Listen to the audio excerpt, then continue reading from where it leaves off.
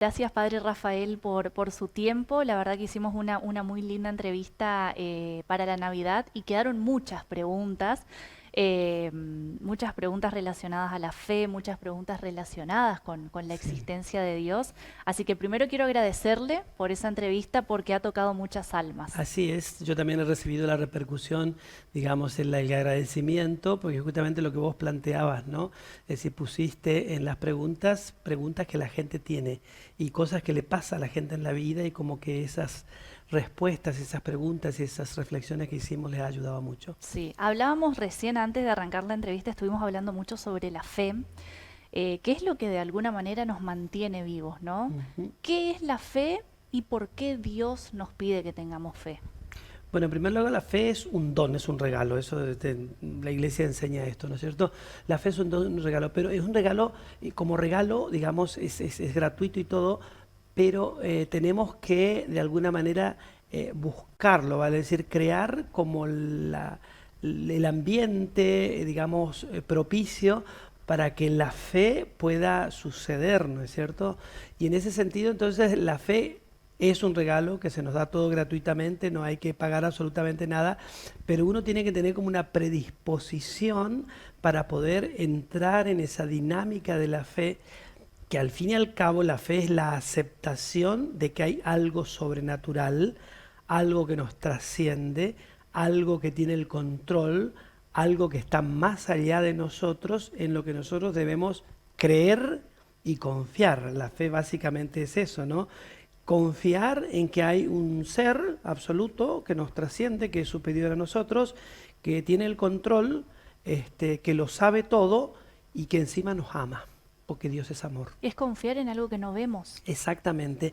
Confiar en algo que no vemos, pero yo siempre preciso esto, ¿no? Es cierto que es confiar en algo que no vemos, pero resulta ser que cuando acontece la fe, sí empezás a ver, sí empezás a sentir, sí empezás a decir, wow, es cierto, funciona, es cierto que Dios es real, es cierto que te habla, es cierto que se manifiesta, ¿me entendés?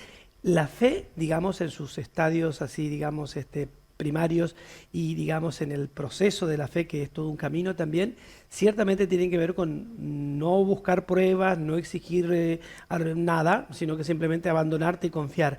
Pero resulta ser que cuando te abandonas y confías y entras en la dinámica del juego de la fe, comienzan a suceder cosas muy extraordinarias, muy impresionantes. Esa expresión, no, wow, es cierto, es verdad. Claro, es como comprobar Sí, eso que por ahí no podemos ver, pero sí podemos sentir, ¿no? exactamente, así es. La fe cura, Por supuesto, la fe, viste que Jesús siempre, cuando le curó a alguien, la frase típica de él es, tu fe tu fe te salvó. te salvó, tu fe te sanó.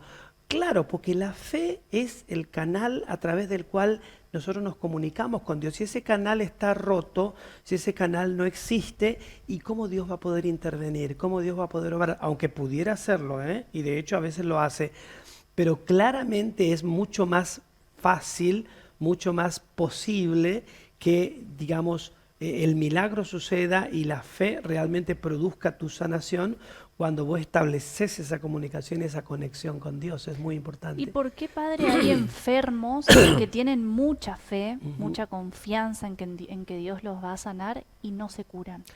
Porque eso tiene que ver con un propósito divino y un plan que nosotros no sabemos.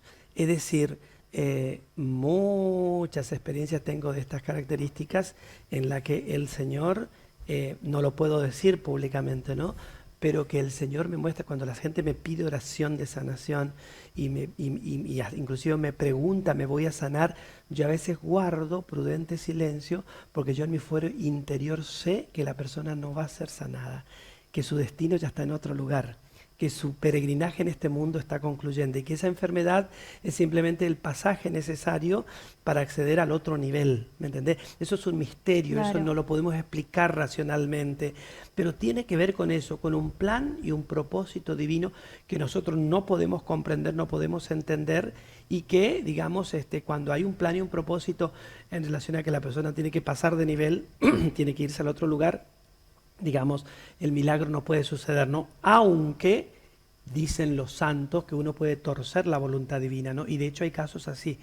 Hay casos en los que Dios pudiera haber tenido como un propósito, por ejemplo, de que la persona concluya su peregrinaje en este mundo, y entonces le aparece la enfermedad y se desencadena una fuerza de oración, un movimiento tan impresionante de fe, de súplica frente a ese enfermo, que Dios se conmueve y decide cambiar su voluntad y lo sana. Es impresionante. Sí. Es impresionante porque cuando suceden este tipo de cosas es Sí. cuando cuando solemos a perder la fe o cuando Sí. empieza a temblequear un poco, ¿no? Así Nuestra es. fe.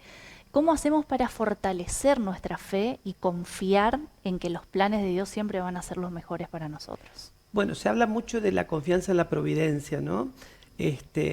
La confianza en la providencia claramente fortalece la fe en el sentido de que hay una expresión que dice, yo creo aunque vengan degollando, ¿no? La fe se fortalece justamente en la prueba, por eso cuando llega la prueba, ahí es donde más tengo que creer. Porque justamente pareciera que fuera como la instancia, la oportunidad, el momento en el que Dios nos prueba, para que esa fe sea fortalecida y robustecida de tal manera que si nosotros superamos esa prueba, esa dificultad, nuestra fe se vuelve absolutamente una roca firme que nadie la va a poder corromper. Sin embargo, si flaqueamos y si no logramos, digamos, sostenernos, y como le pasa tanto, ¿no es cierto?, que se enojan o que dudan del amor de Dios y se van o dejan de rezar o dudan del amor de Dios, allí la fe se debilita en grado extremo que hasta podemos perderla, ¿no? Por eso, en la prueba, fortalecer la fe con la confianza en la providencia, sabiendo que Dios es fiel. Y aunque todo te diga que no, voy a decir, yo sigo creyendo, yo sigo creyendo. Y en últimas termina sucediendo eso. En la Biblia dice, pidan y se les dará. Ujú. Y a veces nosotros le pedimos algo a Dios y Él no nos da eso que le Claro, pedimos. porque no coincide.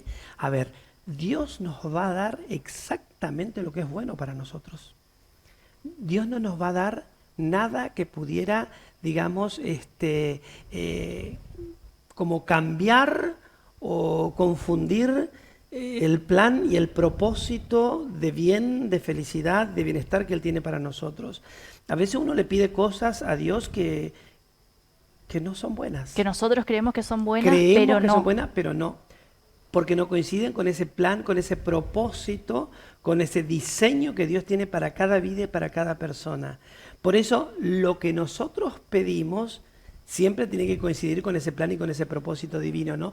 Cuando no coincide con ese plan y con ese propósito, por más que pidamos, Dios, que ve lo que es bueno, lo que es perfecto para nosotros, nos concederá, pero en función de eso. Claro. Si no es en función de eso, está como Y complicado. cuando nosotros pedimos y Dios no nos da lo que nosotros le estamos pidiendo, es ahí cuando entra en juego la duda y la incertidumbre. Claro, claro. ¿Cómo hacemos para seguir manteniendo la fe frente a la duda y la incertidumbre? Lo que decía el Padre Pío, que parece que yo lo dije en la entrevista también, es ora y espera, ¿no? Es decir, la espera es una espera totalmente abandonada. No podés exigir nada, no podés pedir prueba, no podés, simplemente confías, ¿no? Y en ese saber esperar y saber confiar y fortalecer tu fe es donde, digamos, vas como también creciendo y madurando en el conocimiento de Dios y en el saber que las cosas se van a ir dando en el tiempo, en el momento oportuno. Nosotros somos muy impacientes y queremos todo ya. Dios nos va a dar todo, pero en el tiempo y en el momento oportuno que Él sabe que va a ser bueno para nosotros. ¿Por qué existe la injusticia? Si Dios es bueno y es amor. A ver, Dios es, por supuesto, todo eso, justicia y amor. La injusticia no tiene nada que ver con Dios, tiene que ver con nosotros los seres humanos. Por eso cuando la gente dice, ¿por qué Dios permite el sufrimiento? No, pregúntate por qué el hombre permite el sufrimiento. A ver, el ser humano... Pero ¿por digo, qué ¿no? Dios no hace algo para impedir ese sufrimiento? Bueno, ahí entramos en un terreno de lo que se llama, digamos, como el misterio, ¿no? Y que tiene que ver de nuevo con ese propósito grande, ¿no? Que nos trasciende, que nos supera y que, digamos, en algunos casos tiene que ver con el otro nivel, no con este nivel. Lo que nosotros miramos es solamente este nivel. Nosotros tenemos la lectura y la percepción del espacio y del tiempo, pero hay una realidad y una vida mucho más allá del espacio y el tiempo. Y a veces las cosas que nos suceden en el espacio y en el tiempo no tienen que ver con acá, sino que tienen que ver con el más allá. Y ahí es donde nosotros tenemos problemas, porque nosotros queremos acá. Y a veces todo lo que Dios permite en el proceso de maduración, de conocimiento, de santidad, que llama la iglesia, y de perfeccionamiento, tienen que ver no tanto con acá, sino con allá. Por eso Chiara Lubich decía bien que el cielo, la plenitud, ¿no? La vida eterna, es una casa que está allá, decía ella, pero que la construimos acá. ¿Y cómo la construimos acá? Con una fe incondicional en Dios, aceptándole a Dios lo que venga, y eso requiere templanza, requiere capacidad de sacrificio, requiere una fe muy grande, requiere una espiritualidad que te ayude a ver y anticipar de algún modo lo que está más allá, y que Dios permite que acá más o menos lo intuyas y lo percibas, pero que no está acá, sino que está más allá. ¿Cuántas veces escuchó la frase, pareciera que hay que ser malo para que te vaya bien? Es muy común, pero yo siempre les digo, mira, hay que estar en la conciencia, en el alma de la persona, para darte cuenta si es que al malo le va realmente bien. No todo lo que brilla es oro, ¿eh? No todo lo que brilla. Hay muchas personas que te presentan una fachada de éxito, de montones de cosas que son pura apariencia, pero por dentro no hay nada, ¿sabes? Es solo cáscara, porque al fin y al cabo la plenitud y la felicidad y el éxito en la vida, ¿de qué se trata? De que uno sea auténtico, de que uno sea lo que es adentro también por fuera, ¿me entendés? Y entonces a veces lo que brilla por fuera puede ser muy engañoso. Como digo, no todo lo que brilla es oro. Por eso que decimos que a los malos le va bien, yo tengo mis dudas, no creo que le vaya bien, para nada bien. Padre, ¿cuánto pesan las cosas que hacemos, las acciones que tenemos en esta vida con ese segundo nivel del que usted habla? Es muy importante porque claramente, digamos, nosotros estamos en este nivel para aprender. Entonces esa escuela de aprendizaje tiene que ver con todas las cosas que nosotros vamos optando en la vida y eligiendo, y entonces pongamos que una persona esté en una opción fundamental negativa, y todo lo que vaya haciendo en su vida tenga como esa impronta de negativa, ¿no? Y que tienen que ver con odio, resentimiento, envidia, violencia, bueno, todas esas cosas feas, ¿no? Y claramente esa persona se va estructurando en una opción fundamental negativa, que cuando llega el final de su estadía en este nivel y pase al otro, estará tan mal estructurado, tan mal conformado, que no podrá acceder a ese otro nivel. O sea, tendrá que, la iglesia llama purgatorio a esa instancia, ¿no? Tendrá que hacer todo un camino de purificación y de aprendizaje en ese nivel intermedio, ¿no es cierto? Pudiendo haberlo hecho en la tierra, ¿no? En ese nivel intermedio, para poder acceder a eso, ¿no? Pero ciertamente las acciones en el espacio, en el tiempo y en esta vida son de fundamental importancia para ascender o no. ¿Qué pasa cuando nos morimos? ¿Hay vida después de la vida? Por supuesto. La muerte es la plenitud de la autoconciencia. A ver qué quiero decir con esto. Nosotros acá tenemos un nivel de conciencia que tiene que ver, digamos, con el espacio y el tiempo, ¿no? Pero la conciencia es mucho más que el espacio y el tiempo, mucho más. Y cuando nos morimos, lo que sucede es que la conciencia se amplía y llegamos a la plenitud de la autoconciencia, en el sentido de que somos plenamente conscientes del bien que hicimos y somos plenamente conscientes del mal que hicimos. Y ahí ya no hay excusa. Pero yo hice esto porque no. Claro. Lo escrito y lo hecho, escrito y hecho está. Esa plenitud de autoconciencia. Por eso que tenemos que ser inteligentes en este espacio, en este tiempo, ¿no? Saber elegir bien, para que cuando llegue esa plenitud de la autoconciencia y vos estés en ese nivel, te des cuenta que acertaste en la vida, que tu existencia en la tierra fue exitosa, no un fracaso. Padre, ¿y por qué hay personas que cuando rezan experimentan una relación profunda con Dios y hay otras que hacen lo mismo que hizo esa persona que tuvo una experiencia profunda y no pueden llegar a tener esa relación? Tiene que ver con, nosotros somos únicos e irrepetibles, ¿no? Cada persona, fue hecho en una horma que una vez que salió en este mundo ya se rompió. Y vos sabés que el vínculo con Dios está determinado por nuestros vínculos aquí en la tierra. Bueno, hay personas que, digamos, que establecen un vínculo con los demás, un vínculo de amor, de perdón, de misericordia, un vínculo así, ¿no? Digamos, que fluye desde Que esa tiene que ver manera, un poco con la esencia de la con la persona. esencia y con el amor, ¿no? Abiertos al amor, abiertos a la sorpresa del encontrarte con los otros y disfrutarlo. Diría yo una persona positiva. Ujú. Y hay personas que no. Hay personas que también no podemos culparla porque a veces son personas que están marcadas por sus historias personales, que las condicionaron, que las bloquearon, que las traumaron. Entonces, estas personas tienen mucha dificultad a la hora de establecer un vínculo con Dios, porque tienen bloqueado el vínculo que en el espacio y en el tiempo es fundamental, que es el vínculo afectivo, de amor, de diálogo, de comprensión, de cariño, de afecto con los demás. Claro. Entonces, si una persona tiene bloqueado como eso en el espacio y el tiempo, tendrá muchas dificultades de establecer un vínculo de amor con Dios, porque claramente estamos en este espacio, en este Claro. tiempo, ¿no? Por eso es muy importante hacer, digamos, ejercicios espirituales de sanación profunda de nuestras heridas, de la reconciliación con nosotros mismos, con los demás, la sanación de los recuerdos Claro. feos, porque cuando vos sanás eso, te quedás como predispuesto al encuentro, no solamente con los que conviven con vos y con los demás, sino también con Dios. Y ese vínculo puede establecerse, porque Claro. está como limpio el canal, Por digamos, de eso es comunicación. importante también la sanación de familia, ¿no? Por ahí, porque La- hay cosas que nosotros venimos arrastrando, digamos, de nuestros antepasados que ni siquiera las conocemos. Exactamente, la sanación de la generación se llama, ¿no? Sí. Sí, vos sabés que la iglesia está trabajando también mucho ese aspecto de la sanación de tu árbol genealógico, porque es cierto que la sangre es el vínculo que nos une a Claro. las generaciones pasadas, ¿no?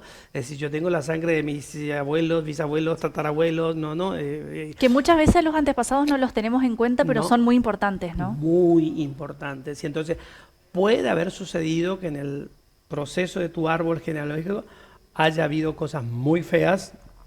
Estamos hablando aquí de cosas feas, ¿no? Cosas oscuras que tienen que ver con pactos demoníacos, que Claro. tienen que ver con cosas horribles que hicieron tus antepasados. Y la sangre transmite eso.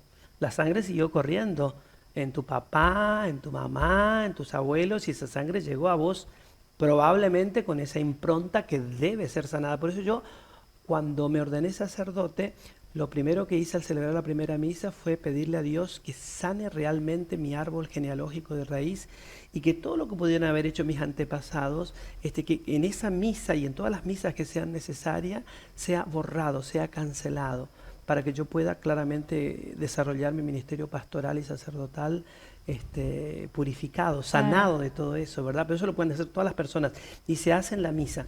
En la misa, cuando el sacerdote eleva la hostia, no, ahí está Jesús. Ujú. Y ahí es donde uno tiene que entregar todo, entregarnos de su dolor, su pecado, entregar también los pecados de sus antepasados, para que ese Jesús que se está entregando por vos en la cruz y que está glorioso y resucitado viviendo la Eucaristía, borre todo el pasado pecaminoso y oscuro y lo limpie. Eso tenemos que hacerlo. Claro, exactamente. ¿Cómo me doy cuenta yo que tengo algo oscuro adentro, que viene de generaciones, por ejemplo? Hay muchas manifestaciones, ¿no? Hay muchas manifestaciones. Hay manifestaciones en sueños, hay eventos en tu vida que te comienzan a suceder, qué sé yo, por ejemplo, cuando a vos te pasa una vez, dos veces, tres veces, y ya comenzás a sospechar, ¿viste? ¿Por qué te comienzan a pasar cosas raras, extrañas, si vos no la buscaste, si vos no? Claro. Entonces cuando te comienzan a pasar, cuando vos sentís claramente esas interferencias que tienen que ver con que en la vida no te va bien, se te complica todo, se te enrieda todo, se te vuelve todo tan difícil, tan complicado, ¿por qué te cuesta tanto todo? Y ahí tenés que pensar en hacer un ejercicio de limpieza y de purificación de tu descendencia, de tu historia, de cosas que a lo mejor mismo vos hiciste y que ni Claro. siquiera sos consciente que fueron malas y que están condicionando tu realidad espiritual, tu alma, tu camino hacia la santidad, tu pureza, ¿no? En el sentido, digamos, de lo espiritual me refiero, ¿no? Y por eso es que cuando te comienzan a pasar cosas que son como muy enfermedades, ¿no? Enfermedades raras, extrañas, Ujú. y ahí vos tenés que pensar, decir, aquí probablemente yo tenga que hacer un camino espiritual de purificación y de sanación y de limpieza para, digamos, cancelar todas esas ¿Y interferencias. ahí a quién se recurre? ¿A un sacerdote? Sí, el sacerdote, por supuesto, ya que, digamos, eso es espiritual, ¿no es cierto? Entonces tiene que ser la sanación siempre vendrá del lado espiritual. Ujú. Hay muchos métodos, ¿no? Los retiros de sanación interior, los retiros de silencio, el acompañamiento con un padre Ujú. espiritual que te va como leyendo, ¿no? Desde el punto de vista de la fe, la iglesia enseña, del camino espiritual, y que te va clarificando y que te va, digamos, a lo mejor también haciéndote tomar conciencia de cosas que estuvieron y que están en tu vida y que están afectándola de manera preponderante, ¿no? Pero sí, el camino es espiritual. Tiene que ser o con un sacerdote o con una religiosa, hay religiosas Claro. muy capacitadas. Hay personas bautizadas de fe muy capacitadas con dones, talentos y carisma que ayudan un montón en este campo. ¿Cuál es el rol que juega el perdón en la vida del ser humano? Mira, el perdón es tan importante porque normalmente cuando uno no es capaz de perdonar, primero, digamos, nosotros tenemos una memoria afectiva, ¿no? Que está todo el tiempo recordando lo que te dijeron, lo que te hicieron, lo que te maltrataron, lo que te hicieron sufrir, bueno, todos, ¿no? Esa memoria afectiva. Y entonces eso va como inflando cada vez más el globo y te va volviendo cada vez más rencorosa, cada vez más enojada, cada vez más resentida, cada vez más incómoda, ¿no? Es como una gran mochila que vos cargas en tu espalda y que te va doblando cada vez más, ¿no? Y la mochila pesa cada vez más.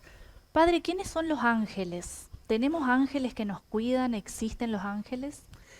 Por supuesto existen porque primero la Biblia atestigua, digamos, la realidad angélica y también las otras religiones, ¿sabes? Por ejemplo, el mundo musulmán, el mundo judío, ellos creen porque lo dice la palabra sagrada, la palabra revelada, ¿no es cierto?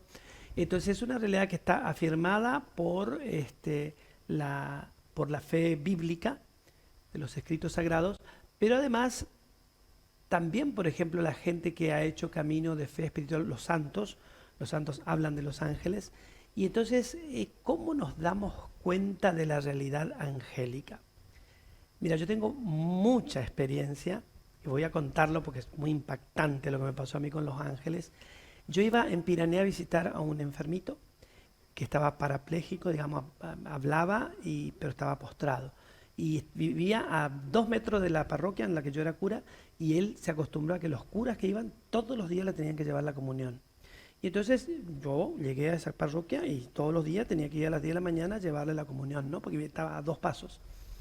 Y él cuando comulgaba, yo le mostraba la hostia, su mirada era como celestial, ya muy santo el hombre producto de su enfermedad y su sufrimiento. Y bueno, quedaba como en éxtasis delante de la hostia, después comulgaba y quedaba tranquilo, ¿no? Pero un día me llamó la atención porque él no mira la hostia, yo le llevaba la hostia y la mirada de él era, sino que él queda así como en éxtasis, pero mirando más arriba de la hostia, ¿no? Y bueno, después comulga y bueno, ya hacemos silencio y después me dice, ay, padre, me dice, usted no sabe el ángel que lo cuida a usted. Le vi a su ángel, me dice. Lo vi a su ángel. Yo me quedé impactado, ¿no? Porque que me diga Claro, una cosa así. Y entonces describímelo. Entonces me lo describe en detalle, ¿eh? sí. Las alas como eran, el aspecto como era el ángel, lo luminoso que era. Y yo inmediatamente me voy a investigar, ¿viste? Ujú. Y es increíble, me lo describió puntualmente a San Rafael. Era San San Rafael y Rafael. yo soy Rafael. ¿Y usted sabía que había un ángel con esas características que lo O cuidaba? sea, uno sabe, como cura y como Claro. bautizado, uno sabe que hay ángeles, pero nunca, digamos, con tal precisión y con tal descripción como la que me hizo este señor, ¿no? Después, una experiencia tremenda también, digamos, que yo aludo a los ángeles siempre. Estaba sentado en la vereda de mi casa con mi mamá y mi hermana, era en verano y estábamos haciendo la picadita esa que se hacen en las veredas, y entonces en un momento dado mi mamá me dice, terminamos de comer y dice, ¿vas a comer alguna fruta, hijo? Sí, voy a comer, ¿qué te traigo? Una banana. Entonces se levanta ella a buscar la banana. Entonces pues, le voy y le digo a mi hermana que estaba ahí sentada también, le digo, Mabel, anda a decirle a mamá que me traiga también un vaso de agua porque si no la banana. Se levanta mi hermana y se va. Me levanto yo y me voy también, no sé por qué. Bueno, ahí está la intervención angélica. Cuando yo hice 2 metros dentro de la casa, estábamos sentados en la vereda, yo siento una explosión, pero esa explosión de esas así, ¡paz! Salimos todos corriendo. Yo estaba estacionado mi auto aquí al costado de la calle, no en la vereda.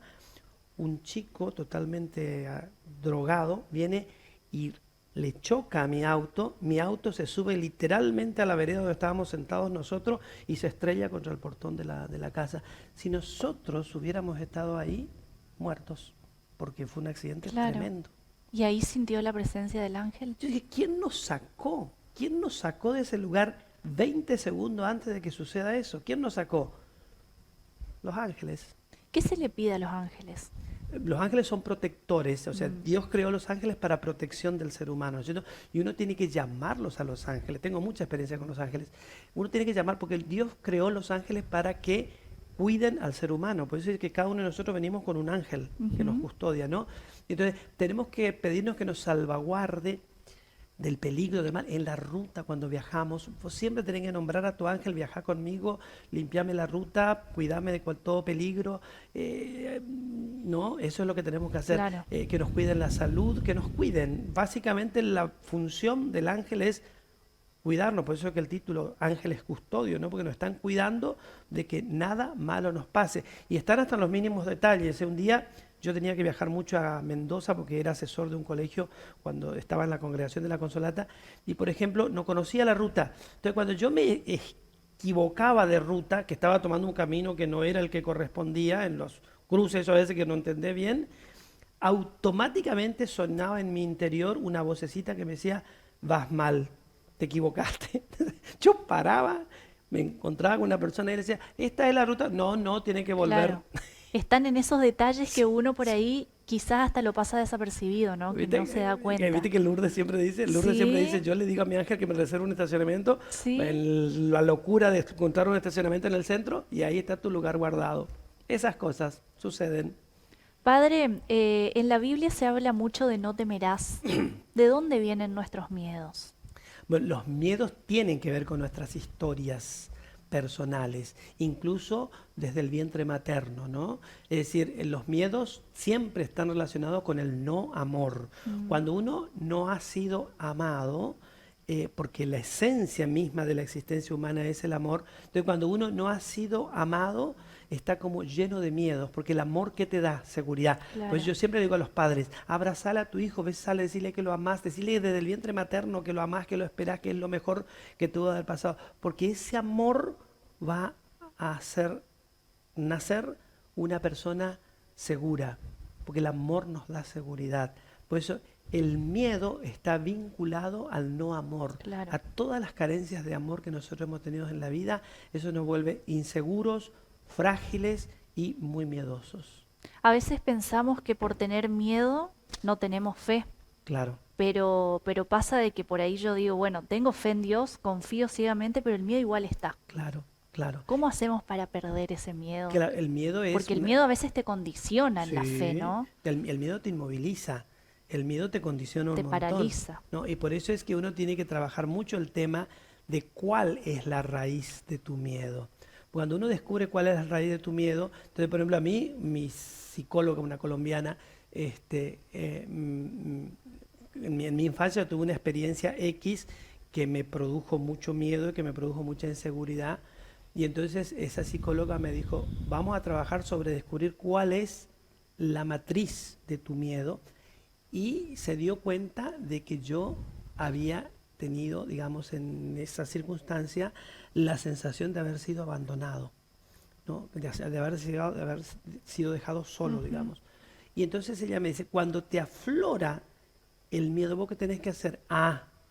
Está el Rafaelito de 7, 8 años, asustado, pensando que lo abandonaron, y tenés que cocolarlo un poquito, tenés Claro. que mimarlo un poquito a ese chiquito, y al miedo se te va a ir. Y vos sabés que es así. Entonces cuando me afloraba, yo, ya está de nuevo el Rafaelito reclamando cariño, amor, contención. Entonces lo acaricio un poco, lo encariño un poco y se me va el miedo. Claro. Son métodos, ¿no? Pero siempre tienen que ver con miedos. Nosotros tenemos que descubrir dónde está el núcleo que desata ese miedo para poder controlarlo y no que el miedo nos Claro, controle. claro, exactamente. La Santísima Trinidad, ¿qué es y cómo lo entendemos como un solo Dios? en primer lugar, la Santísima Trinidad es un dogma de fe, no está en la Biblia, digamos, explícitamente nombrado Dios como Trinidad, Ujú. pero claramente Jesús habla de un Dios que es Padre, de un Dios que es Hijo y de un Dios que es Espíritu Santo, y de un Dios que está como, digamos, viviendo en una unidad, aunque se distingue en tres personas distintas. Eso lo dice claramente Jesús. Vieron que Jesús dice en un momento dado, eh, alguien le pregunta, muéstranos al Padre y eso nos basta. Bartolomé es el que pregunta eso.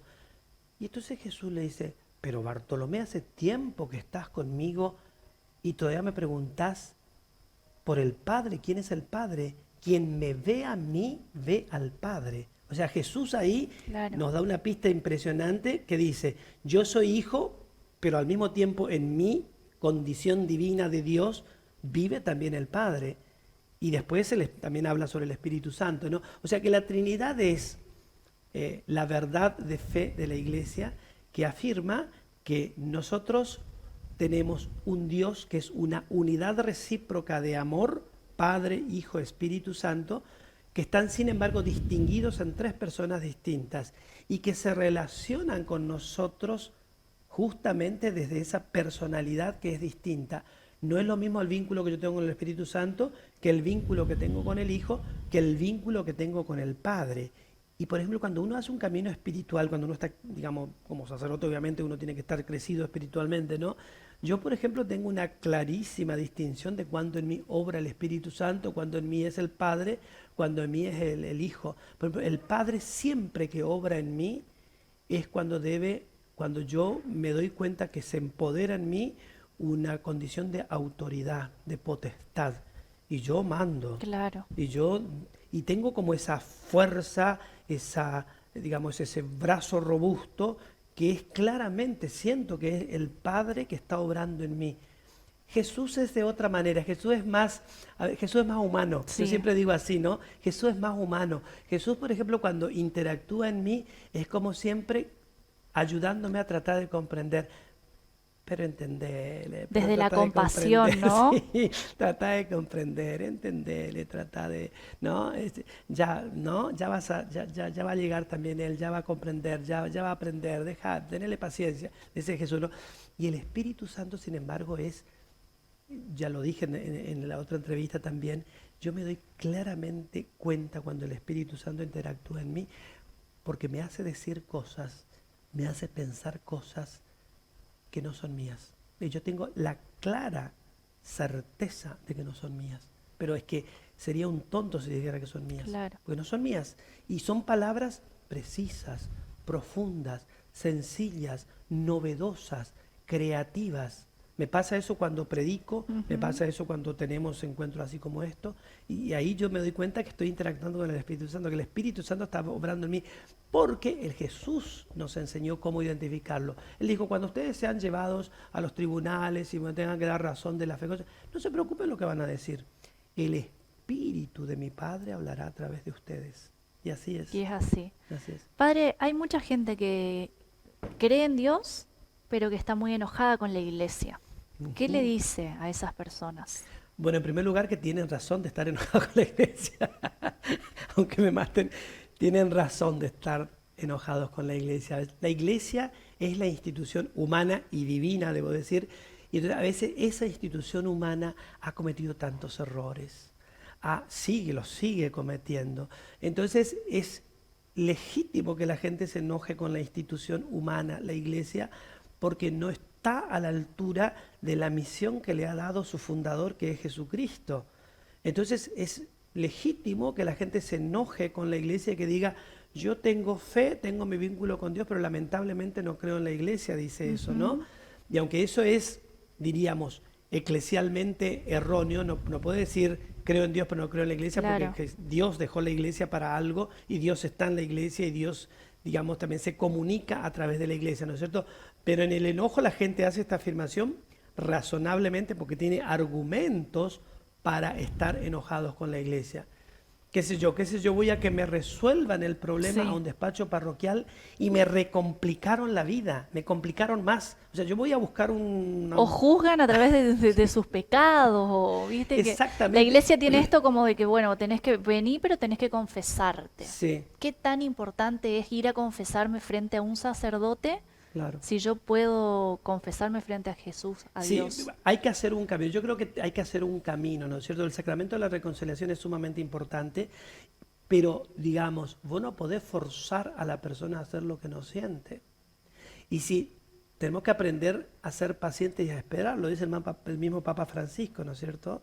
Tenemos que aprender a ser pacientes y a esperar. Es decir, yo no puedo meterle a la gente un chaleco de fuerza, especialmente en estos nuevos Ujú. contextos en los que nos encontramos.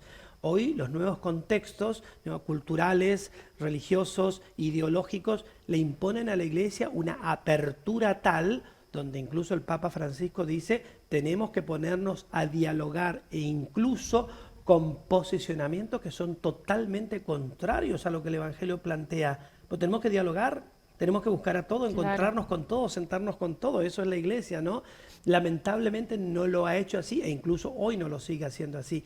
Seguimos como anquilosados y estructurados en formas, en estilos, y a veces le damos preponderancia a lo secundario y a lo relevante y no a lo esencial. Te pongo un ejemplo, una misa. Entonces viene una niña a leer la primera lectura. La niña es una niña de iglesia, ¿no? De practicante, digamos, pero ella practica no sé qué cosa. La cuestión que llegó medio a ya comenzada la misa, entonces se puso el pantaloncito que pudo y vino y le tocaba leer la segunda lectura. Y entonces lee la segunda lectura. Y entonces, cuando lee la segunda lectura, al final de la misa una mujer viene y me hace el reclamo, ¿no? Me dice, ¿cómo usted puede permitir que una persona con una pantaloneta así pase a leer la palabra de Dios? Y entonces me afloró a mí decirle, pero ¿no te parece que lo más relevante es que ella haya leído la palabra de Dios? ¿No te fijaste que ella leyó la palabra? ¿Te fijaste en la ropa que vestía? Claro. Eso, ¿me entendés? No, Eso es no lo podés, que aleja a la gente pero de la totalmente, iglesia. no podés quedarte en lo irrelevante cuando lo relevante era que esta chica hizo el esfuerzo de venir a leer la segunda lectura y lo leyó muy bien, pero claro, tenía una pantaloneta que a los ojos de esta mujer era indigna para leer la palabra de Dios. Claro. No está bueno. Y eso es lo que aleja a la gente de la iglesia y lo que hace que a veces la gente esté enojada con la iglesia. Usted una vez me dijo que la misa tenía mucho poder, tiene mucho poder, La misa, la misa. por supuesto. ¿Y cómo hace la gente que no quiere ir a la iglesia?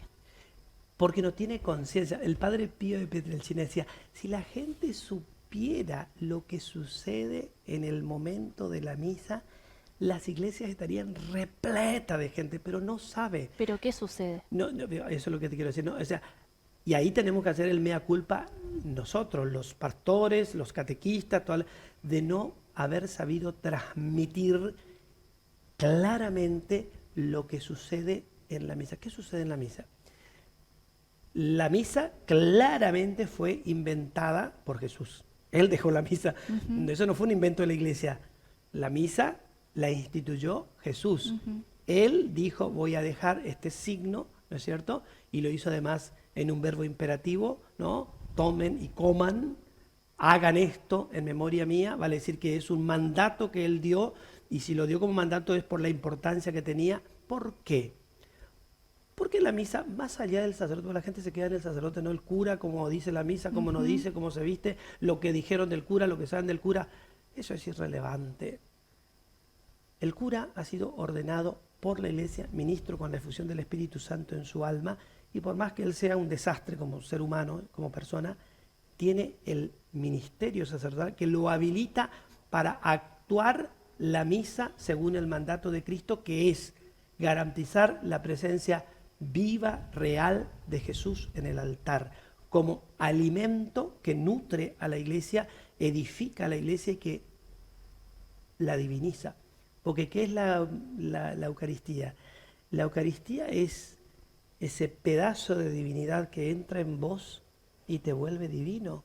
Es decir, al menos por unos segundos, por ese instante sagrado en el que vos comulgás con fe, lo divino te tomó total y absolutamente. Entonces, eso divino te habilita y te prepara para el salto superior en el otro nivel. Claro. porque a lo divino entrará solamente lo divinizado, ¿no? Entonces, la misa es el momento sagrado en el que un ser humano, ordenado por la Iglesia con la efusión del Espíritu en él, digamos, repite las textuales palabras de Cristo, lo representa a Cristo en el altar, y allí es el mismo Jesús que se hace presente a través del signo sacramental que es la Eucaristía para divinizarnos, para transformar nuestra carne de alguna manera en algo sagrado, en algo divino. Es la transfiguración. ¿Viste cuando Él se transfigura, que Sí. su dimensión humana se cambia y se Ujú. vuelve divina? Lo mismo sucede en la vida. El comulga, se transfigura, su carne humana se diviniza. Esa es la Eucaristía, la misa, ¿no? Por eso es tan importante. Claro. Padre, muchas gracias por Gracias su a vos, Nati. tiempo y por sus palabras que seguramente van a volver a tocar muchas almas. Gracias.